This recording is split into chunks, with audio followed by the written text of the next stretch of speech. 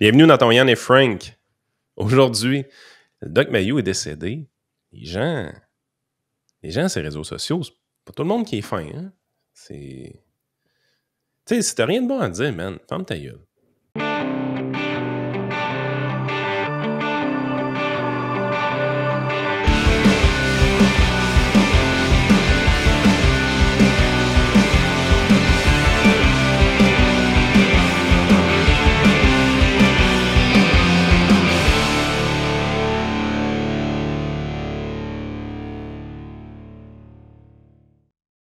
Ah, c'est pas chic pareil, à l'attitude de certaines personnes. Tu te dis, Chris, un moment donné, si t'as rien à dire, comme tu dis, tu peux te fermer à la trappe. Là. Ah, c'est spécial. C'est vraiment spécial. C'est malaisant. Puis, tu sais, c'est tout, hein? C'est toujours malaisant quand une personne décède parce que, tu sais, c'est pas quelqu'un que tu connais. Moi Pierre Mayou, je le connais pas. Jamais vu en personne, jamais parlé. Il me Ouais. connaît pas. C'est bien correct de même. On se connaissait pas.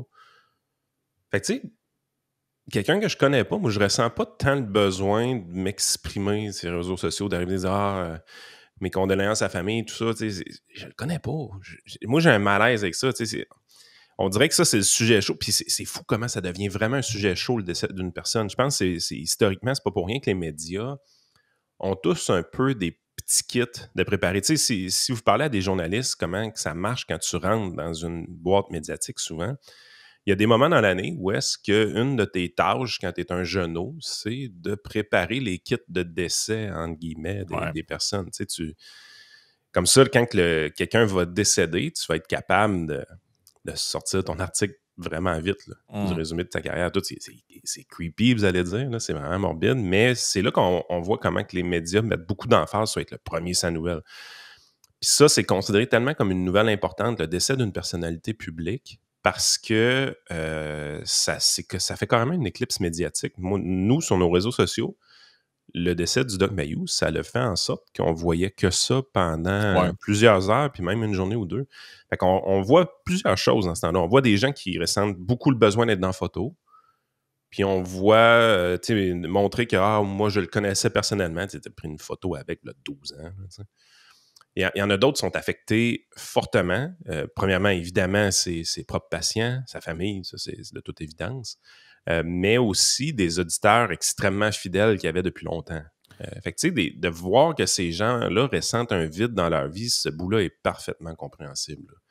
Moi, c'est plus le bout où est-ce que la personne qui n'était pas vraiment un auditeur, qui veut juste être dans la photo, ah ouais, le doc était cool, ou le doc était vraiment méchant. Là, tu fais, OK, ouais. Mais ça, il y a toujours quelque chose de weird dans ça, c'est que, tu sais, ça nous le fait tout à un degré différent. Là. C'est que des fois, tu suis depuis longtemps, mettons, des gens, que ce soit des sportifs, des acteurs, des musiciens, peu importe, là, animateurs de radio, name it. Et toi, tu as l'impression de les connaître, mais eux, ne te connaissent pas. Eux ne savent pas t'es qui, en fait. Là.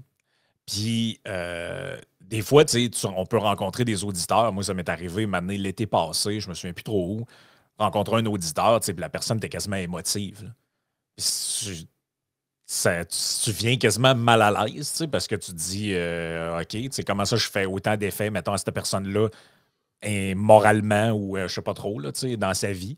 Puis là, la personne a dit, mettons, ben merci pour ce que vous faites, il n'y a personne qui parle pour nous autres. Puis ça peut venir pour certains émotifs. Fait que, moi, je comprends très bien que pour quelqu'un qui est, mettons, quelqu'un qui a appelé aux lignes ouvertes du Doc Mayou, puis il s'est rendu compte de quelque chose par rapport à sa vie personnelle, puis ça a changé de quoi.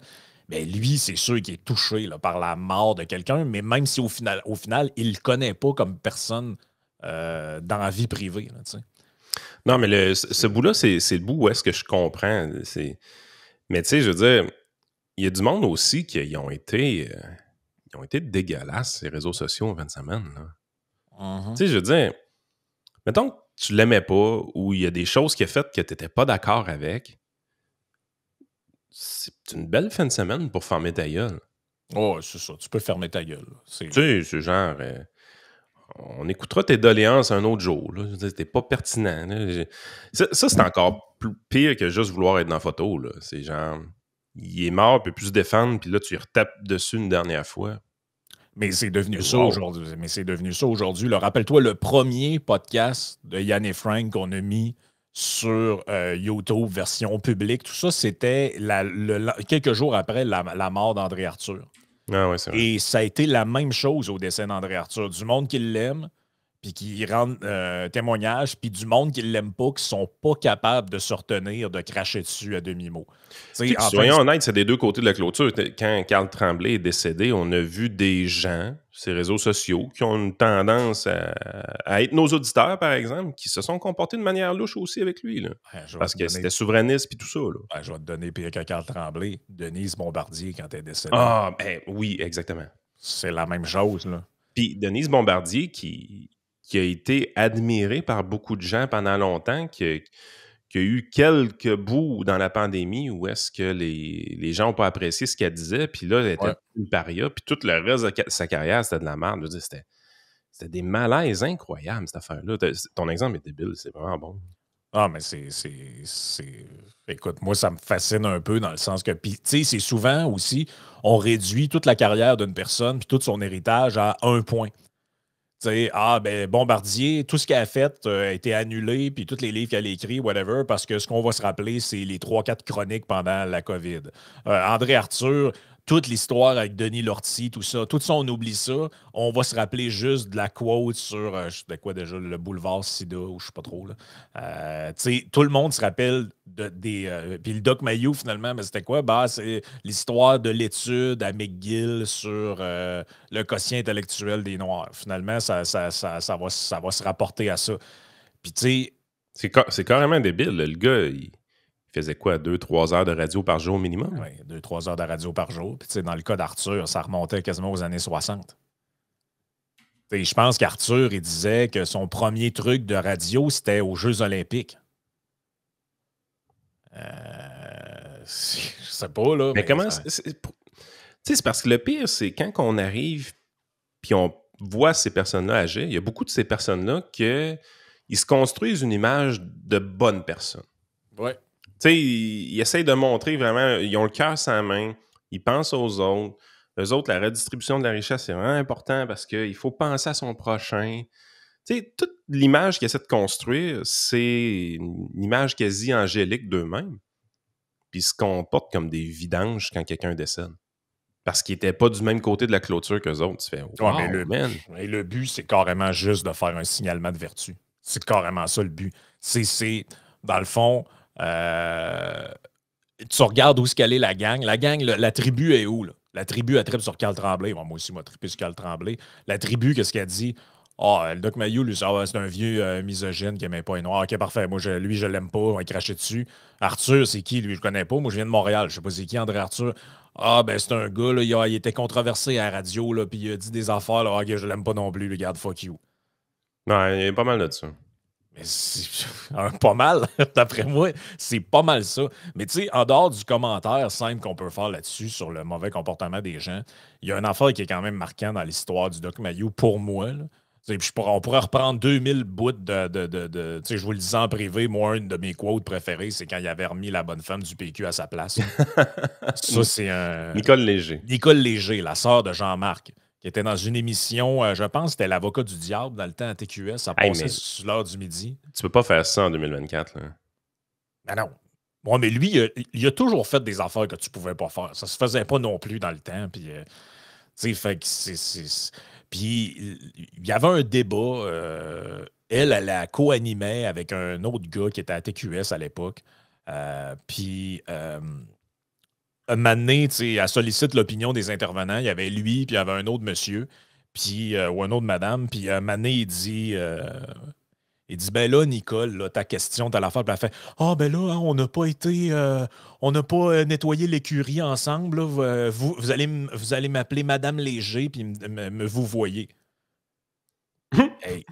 C'est sûr que ça va pas passer à quelqu'un. Oui, sacrement, m'a t'appeler comme je veux. C'est-tu clair, la matriarche, un matin? Et puis là, ça décolle. Là. La matriarche. Hey, toi, là, c'est pas vrai que tu vas me dire comment je vais t'appeler. C'est-tu clair? Là, tu sais, dans l'émission, il essaye de changer de sujet, puis il continue, là. Il continue. Hey, ça va faire un matin, là. Ça veut se faire vous voyer, ce monde-là, puis...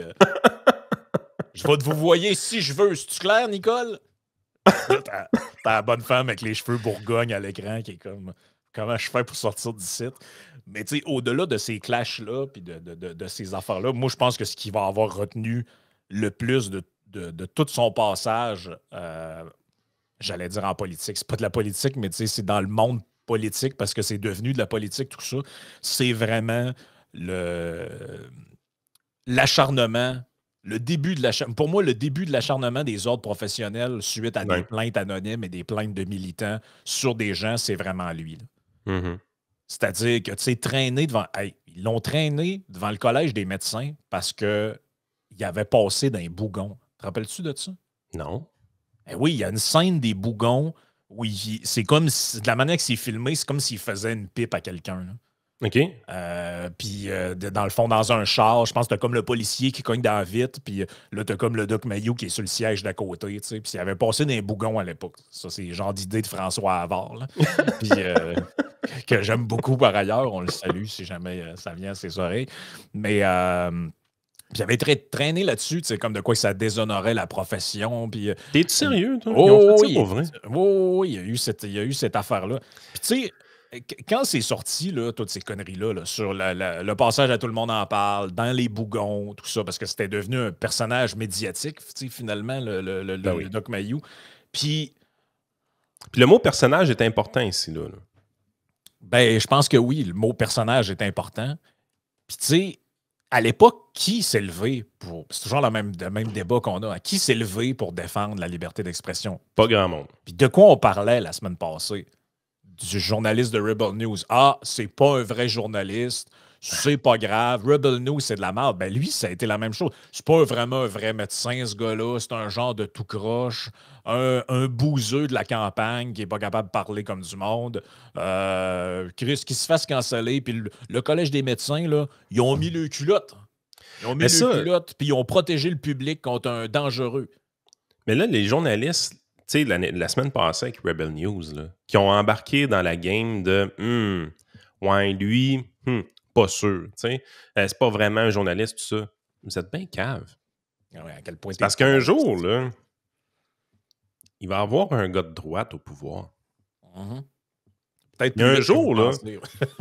un jour, ce gars de droite-là, ça se peut qu'il dise que t'es pas un vrai journaliste. Mhm.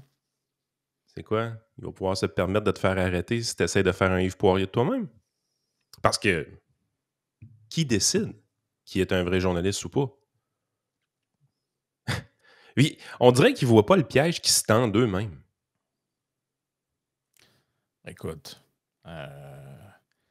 ils s'entendent un méchant piège, puis ça va se revirer contre eux autres, c'est sûr. Mais puis à un moment donné, ben, ça commence avec des affaires que tu te dis, ah ouais, ben là, c'est vrai, moi, je veux pas défendre telle affaire. Puis c'est ça, c'est tout le temps ça. Hein? Tu sais, ces personnes veulent aller à côté d'eux parce que tu veux pas défendre. Tu veux pas défendre tel propos sur telle personne. Tu veux pas défendre telle cause que tu te dis, ben, c'est indéfendable, cette cause-là. Fait que moi, le laisser se faire écraser par son ordre professionnel. Puis, ben, ça finit avec des affaires comme on a vu. Mais ça finit. Ce n'est que le début, là. Ce n'est que le début, cette histoire-là, là. Mais ça finit avec des trucs comme on voit ce matin dans la presse. Oups.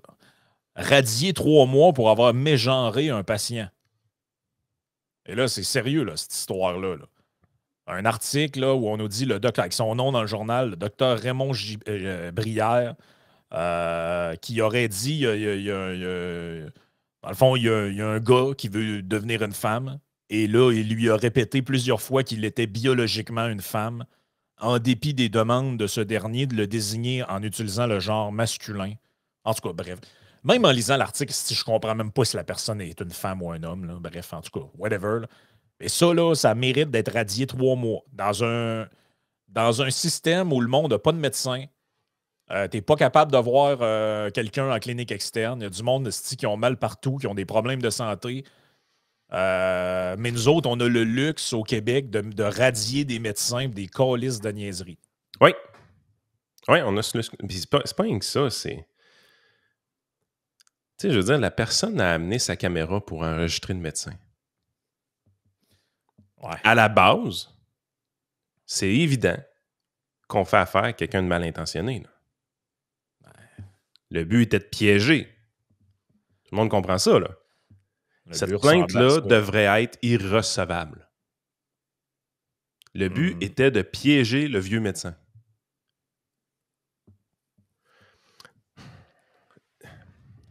Tu sais, c'est comme genre, tu roules sur la route, là. Puis là, tu roules, tu vois, il y a une traverse de piétons, puis là, il n'y a pas de lumière de piétons, rien. Là. Les piétons n'ont pas le droit de traverser. Puis là, soudainement, il y en a un qui sort, il se pitche en avant du char, il se met là, puis il espère que tu le frappes. Ouais. Puis là, tu y accroches les genoux un peu, mais tu as eu le temps de breaker, puis là, il tombe à terre, puis là, il est en traumatisme crânien, puis nanana, puis là, ben, dans sa tête, là. Puis là, la grosse blessure, puis là, il essaie de se faire dédommager de la SAQ. Là, tu fais, ouais, mais monsieur le policier, il n'avait pas le droit de traverser. Puis quand il s'est mis en avant du char, il s'est garoché en avant de mon char. Puis je l'ai frappé. Hein, coupable. 3 mois de prison. Ouais, mais c'est lui qui s'est garoché. Ta gueule. 3 mois de prison. 3 mois de prison, femme ta gueule. T'as un char, ta gueule. Mais là, le médecin, c'est la même affaire. Là. Lui, là, c'est un scientifique. Ce qu'il voit en avant, c'est XX ou XY. Puis on parle pas d'une personne qui a complété une transition. Là. Pas ça, là. On parle de quelqu'un qui voulait aller chercher des hormones. Ouais, là, on dit dans l'article, on dit dans l'article que là, le médecin, lui, écoute, ben, ça, c'est capoté, là. Ça c'est tellement contemporain, ce truc-là. La personne va chez le médecin, puis elle obstine le médecin sur des affaires du jour de quelle autorité, on n'a aucune idée. Parce que là, en gros, le médecin lui dit est-ce que tu savais que. Donc, le médecin lui mentionne que la prise d'hormones mâles pourrait entraîner des comportements agressifs. Le patient répond que ces affirmations sont basées sur des stéréotypes. Ouais, mais là. Ça ressemble en esti à quelqu'un que. Il essaye de piéger quelqu'un avec une caméra cachée? Ben, oui, mais qui en plus essaye de. Dans le fond, comment je pourrais dire ça? Est-ce que vous avez déjà obstiné un médecin dans votre vie? Pas vraiment, non. Ben, ceux qui l'ont déjà fait ou qui ont déjà questionné une décision. C'est des bouffeux de produits naturels. Ouais, mais mettons que tu vas chez le médecin sans parler de produits naturels. Non, mais tu comprends ce que je veux dire. On connaît le stéréotype. Là. Mais en général, là, les gens qui obstinent le monde de la santé, là, c'est genre, je me suis auto-diagnostiqué sur Internet, telle affaire, puis 99,9% du temps, c'est pas bon ce qui a été diagnostiqué, puis c'est dans la tête de la personne elle-même. Fait que, comment je dirais ça? T'sais, en général, le médecin va faire, ouais, OK, c'est bon, là, mais moi, je te dis la réalité, puis la réalité, c'est ça. Ouais, prends-les ton homéopathie, puis sac-moi à paix. Mais pourquoi les gens vont voir des professionnels de la santé s'ils ne veulent pas entendre ce qu'ils ont à dire? T'sais, si tu pèses 800 livres, tu vas chez le médecin. Là. Pourquoi tu vas chez le médecin pour te plaindre de quelque chose si tu ne veux pas te faire dire qu'il faudrait que tu perdes du poids? On fait une propos d'assurance vie ensemble. Toi puis moi, là, je te vends une assurance vie. Il fut une époque où c'était écrit homme ou femme. Maintenant, il y a une troisième case. La case X. Mais l'assurance vie, c'est tarifé en fonction du sexe. Un homme paye plus cher en assurance vie qu'une femme. Ben oui. Parce que, en général, les hommes...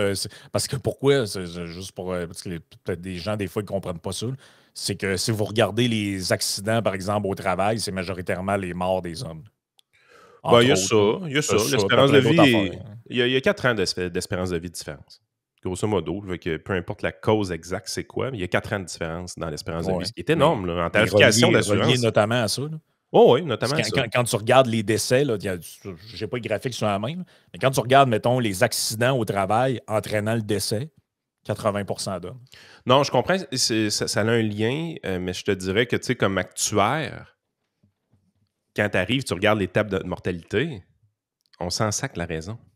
L'actuaire, quand il fait la tarification du produit d'assurance, lui, tout ce qu'il veut, c'est d'être capable d'analyser les chiffres sur une grande population avec une caractéristique d'une catégorie différente. Quand il prend les chiffres des hommes, il prend les risques des femmes. Il est capable de faire un prix pour un homme, capable de faire un prix pour une femme, peu importe la raison qui explique le pourquoi du comment. L'actuaire, autrement dit, s'en contrefiche pas mal. Tout ce qu'il sait, c'est qu'il y a quelque chose qui est vérifiable. XX ou XY, ça, c'est vérifiable. Puis, quand il y a cette information-là, le taux de mortalité, il est différent. En invalidité, c'est la même chose. Sauf qu'en invalidité, c'est le contraire. Une femme va payer plus cher que les hommes en assurance invalidité. Mais là, la troisième cause, là, qu'est-ce qu'elle fait là? Comment qu'on l'interprète, cette cause-là? Là? Il va-tu avoir des poursuites éventuellement avec des conseillers d'assurance qui ne sauront pas quoi mettre dans le style de troisième cause? Puis qui vont dire, ouais, mais là, non, puis qui vont mégenrer quelqu'un parce qu'ils vont se fourrer de cause? C'est tout ça qui va arriver, là? On est à combien de temps que ça touche toutes les autres professions, cette cochonnerie-là? Là? Hey, check-moi la patente. Durant la consultation, le patient mentionne vouloir utiliser un gel de testostérone pour favoriser une transformation lente et progressive de son corps. Le docteur Briard lui explique que pour une femme, les gels peuvent être appliqués à l'aide d'une pompe.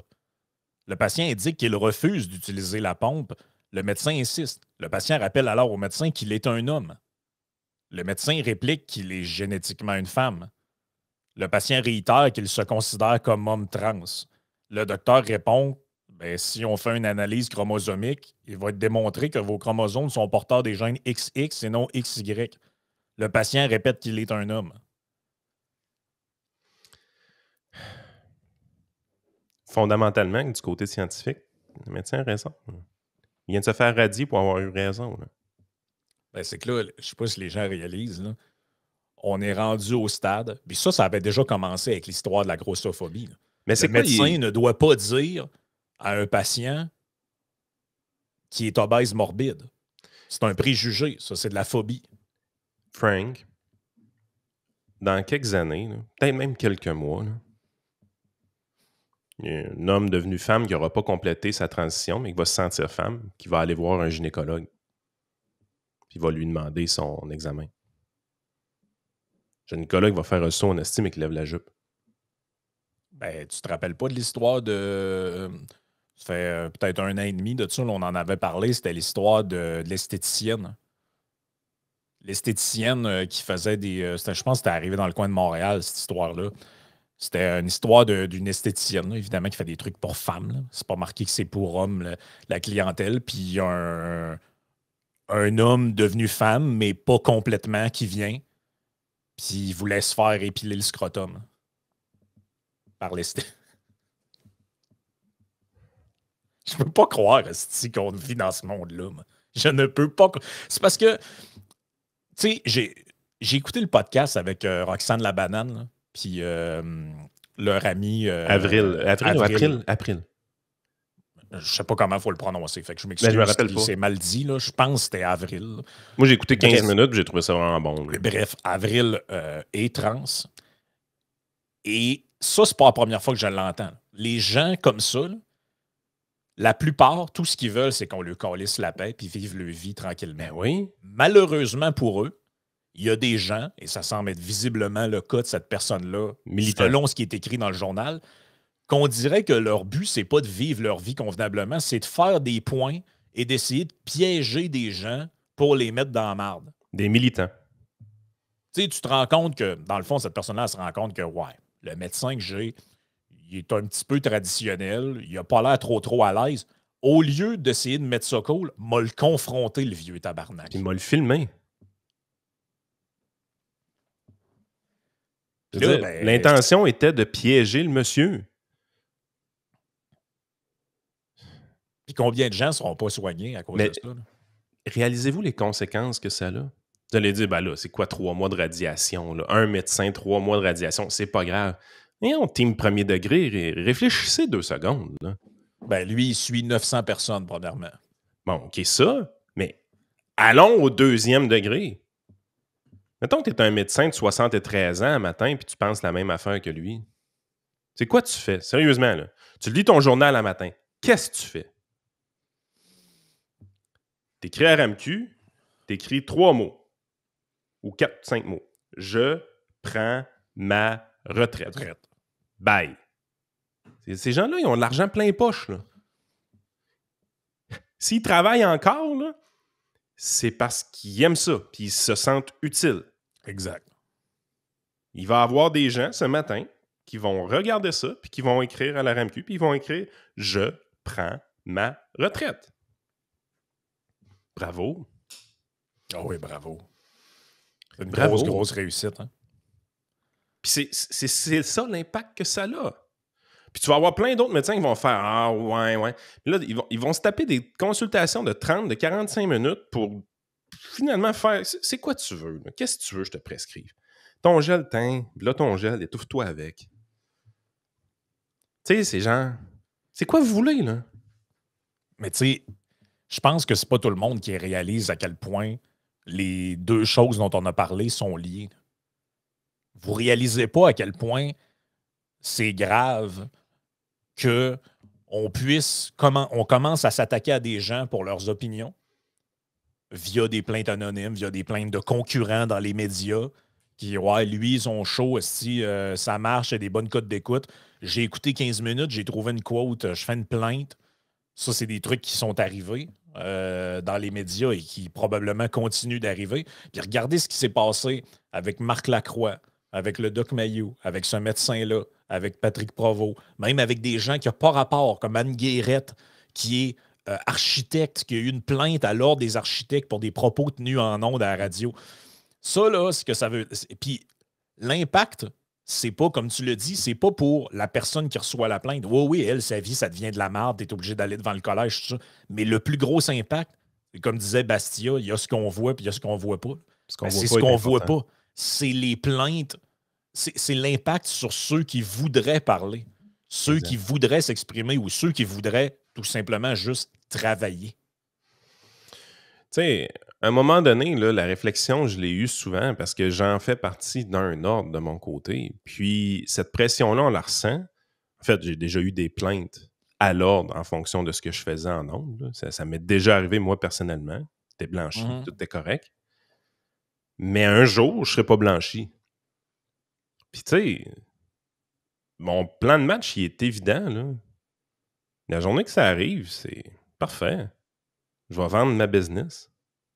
That's it, là. Ou mes parts dans ma business, parce que j'ai quand même un partenaire d'affaires. C'est juste ça qui va arriver. Puis savez-vous quoi? Je vais parler encore plus à la radio. Ouais, parce que là, parce que là, je vais être libre en tabarnak pour de vrai, là. Puis toutes les hosties de niaiseries qui pouvaient m'empêcher de dire certaines choses, là, je ne me retiendrai plus jamais, là. Ah, c'est incroyable, man. Moi, Non, mais tu sais, un moment donné, là, c'est assez, là. Qu'on qu'on arrête avec ça, là. Une plainte, les autres professionnels ont leur utilité. Si un de mes clients, je gaffe avec lui, je veux qu'il y ait des recours contre moi. Le médecin qui abuse d'un patient, je veux que le patient ait des recours contre lui. Ben oui. Ça, c'est normal.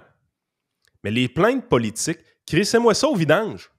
Non recevable. Faites même pas une enquête. Non recevable. Une plainte politique. Si tu essaies de piéger quelqu'un pour mégenrage, je m'excuse, ce mot-là, ça fait combien d'années qu'il existe, sacrément? Ça fait combien d'années que ça existe, le mot mégenré? Ah, ça fait pas longtemps. Ça fait pas longtemps. T'as reçu une plainte pour mégenrage? Crisse ça au vidange. Ah, regarde. C'est assez, là. Tu sais, vous imposez le wokisme via les ordres professionnels. Puis c'est le plus gros talon d'Achille de cette histoire-là, parce que les gens dans ces ordres professionnels-là, ils essayent de bien paraître. Ils disent « Ah, c'est important, il faut que la profession paraisse bien. » Puis ce qui paraît bien aujourd'hui dans les médias, c'est le wokisme. Ouais. C'est pas tout le monde qui est d'accord avec ça. On n'est pas d'accord avec ça. L'écriture inclusive, on n'est pas d'accord avec ça. Vous nous l'imposez. Vous nous la rentrez dans la gorge. On veut rien savoir. C'est pas du progrès. Ouais. Arrêtez. Non, arrêtez. Je sais que tu voulais glisser un mot sur Joanne Marcotte, peut-être le faire avant de passer sur le Patreon. Ben, je pense que c'est important de le faire. Tu sais, la semaine passée, on a reçu Mathieu Bock-Côté. Puis d'ailleurs, c'est super bonne discussion, bonne entrevue qu'on a faite avec. C'était vraiment cool. Puis un des éléments déclencheurs du pourquoi on voulait l'inviter, c'était parce qu'on avait entendu que, puis j'avais remarqué aussi que, tu sais, pas rien dans Le Soleil, pas rien dans la presse, pas rien à Radio-Canada, pas rien dans Le Devoir. C'est même pas rien d'élogieux. Il n'y a même pas de négatif non plus, c'est t'existes pas. Oui, exactement, c'est de l'ignorance. En fait, ce qui est un classique d'un média, c'est que quand quelqu'un publie un livre, peu importe la couleur de son équipe, donc peu importe sous quelle plateforme il travaille normalement, c'est là qu'il obtient la permission de faire le tour des médias sur les autres plateformes, généralement. Puis, je pense pas que Mathieu a besoin de permission de faire peu importe. Je sais que les Québécois sont assez restrictifs d'habitude avec leur monde, mais je suis pas sûr que Mathieu a ces restrictions-là de son côté. Mais généralement, historiquement, quand quelqu'un publie un livre, il n'y avait plus de couleur. On le voit, c'était tellement fascinant qu'on le voyait même dans les radios à Québec. La radio de Québec qui passe leur temps à se bitcher entre eux autres. Les FM 93, le 98.5, ça se bitch un et l'autre, puis jamais que quelqu'un va aller faire une entrevue dans l'autre, ou ainsi de suite. Mais si quelqu'un publie un livre, ou si un des chroniqueurs d'une de ces radios-là publiait un livre, généralement, il était capable de passer dans les autres radios, il n'y avait pas de problème, puis on le recevait. Moi-même, ça m'est arrivé quand j'ai publié dans D'État millionnaire, je suis allé à Radio-Canada, je suis allé au 93, même si officiellement, j'étais plus à Radio X. Fait que c'est vraiment normal dans ce milieu-là. Mais Mathieu a été limité entièrement à Québécois. Puis ça a été noté par Joseph Facal, ça a été noté par Christian Dufour.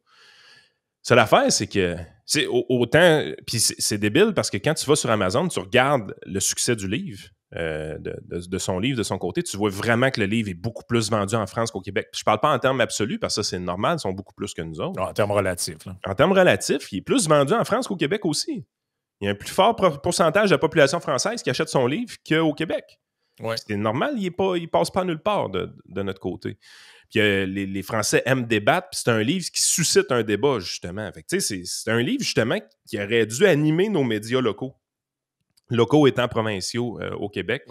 Et personne n'a embarqué dans le débat. Puis comme tu dis, même pas de critiques négatives, parce que c'est aussi bon des critiques négatives pour les ventes d'un livre, puis ça... c'est très bon, parce que si, mettons, un média que...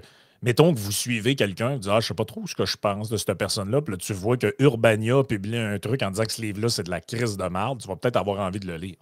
Oui, exactement. Puis c'est une marque de respect envers le travail que représente un livre. Soyons honnêtes, là, faire une chronique radio versus écrire un livre, il y a une quantité de travail qui est un peu différente dans les deux cas. Fait que, tu sais, ça a été cassé même avec un gars comme Bob Côté, qui est généralement au centre des débats. Mais il y a un exemple encore plus frappant au Québec. C'est Joanne Marcotte. Elle a été complètement ignorée. Elle n'avait pas Québécois comme Béquille qui pouvait lui permettre d'avoir un peu de visibilité comme Mathieu. Elle a tout simplement été ignorée de tout le monde. Exception faite de Mario Dumont. Mais si c'est pas des médias alternatifs, puis si c'est pas de Radio X, c'est fini. Là. Elle a été à Radio Pirate, elle a été dans Yann et Frank, elle a fait d'autres podcasts aussi, puis elle a eu vraiment du fun dans d'autres podcasts. Les podcasts de garage, par exemple. En avait-tu fait d'autres? En tout cas, peu importe. Mais il est allé au 93 pour avoir un procès aussi, là, mais ça, bon, c'est une histoire. Ben, ça, à la limite, c'est correct. À la limite, tu te dis, ce bout-là, c'est correct. Moi, j'ai pas de problème avec ce bout-là. C'est pas mal mieux qu'à être ignoré. Puis, c'est pas qu'ils l'ont pas vu, parce que Joanne, quand elle fait quelque chose, elle fait les affaires comme du monde. Elle les a envoyés, les communiqués de presse. OK? Il y a eu des communiqués de presse pour ça. Donc, tous les journalistes ont été avisés. Tous les gens qui sont dans l'opinion politique, qui sont pertinents au Québec, ils ont reçu une copie de livre. Il y en a même qui l'ont reçu en main propre de certaines personnes. Oui, puis je veux dire, Joanne est connue comme Barabas dans la paroisse. Je veux dire, elle écrivait pendant l'élection, elle écrivait des textes à la presse. Fait qu'elle doit toujours bien être connue des gens de ce média-là. Mais tu sais, pourquoi il y avait Joanne à la presse à ce moment-là? C'est parce qu'on pendant une élection, il fallait montrer qu'on avait une certaine neutralité. C'est tout ça qui est arrivé? C'est un peu ça la game. Moi, j'ai comme perdu l'image. Là. Ça va venir à m'amener. Je vais juste finir avec ça. Puis, tu sais, la réalité, c'est ça qui se passe en 2024. Quand on était en 2010, 2011, 2012 avec le réseau Liberté Québec, ça brasse un peu de notre côté puis tout ça. Mais on a de l'opposition. Il n'y a personne qui fait semblant qu'on n'existe pas. Tu sais, je ne demande pas aux gens d'être d'accord avec nous. Là, on n'est pas cave. Mais là, volontairement, là, ce qui est fait maintenant en 2024, c'est que volontairement, on fait en sorte qu'il y a des gens qui prennent la peine de publier un ouvrage et rechercher, qui est de qualité, puis on s'efforce de l'ignorer. On s'efforce de faire comme si ça n'existait pas, en souhaitant au plus profond de nous-mêmes que ce ne soit pas vendu. c'est mesquin, première des choses. Et deuxième des choses, c'est ce qui va causer votre perte, gang d'incompétents. Ces interdits-là, à un moment donné, les gens s'en rendent compte. Les gens se rendent compte que vous faites ça. Les gens se rendent compte que vous ignorez volontairement une partie du discours, une partie des intervenants dans le discours public. Qu'est-ce que ça fait? Ça crée un interdit. Ça va faire en sorte qu'éventuellement, les gens qui s'en rendent compte vont perdre confiance en vous. Oui, carrément. C'est carrément ça qui va arriver, là. Fait qu'écoute, on s'en va sur la partie Patreon. C'est quelque chose qu'on va continuer de ce côté-là. Je l'ai publié sur Twitter. On va parler de l'impression du biais médiatique selon différents médias en Angleterre et aux États-Unis. Puis on va faire les parallèles avec le Québec. On vous revient à l'instant.